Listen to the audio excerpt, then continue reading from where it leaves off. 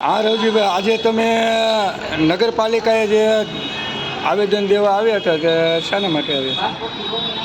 આજે અમરેલી જિલ્લામાં સમસ્ત કોળી સમાજની ખૂબ જ મોટી વસ્તી હોય અને આઝાદી પછી કોળી સમાજને ક્યાંય ન્યાય મળ્યો નથી.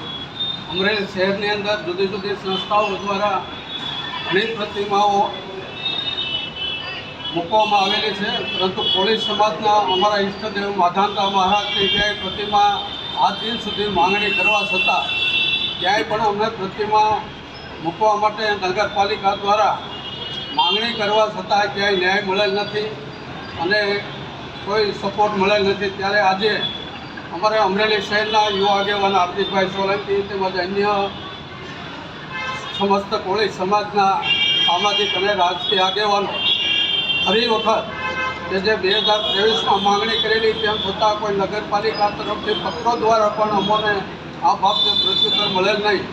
ત્યારે ફરી વખત આ માંગણી કરવા માટે નગરપાલિકાના પ્રમુખશ્રીને લેખિત પત્ર પાઠવેલ છે અને અમારે નગરપાલિકાના સદસ્ય મનીષભાઈ ધરેજિયાને પણ આ બાબતે રૂબરૂમાં રજૂઆત કરેલ છે.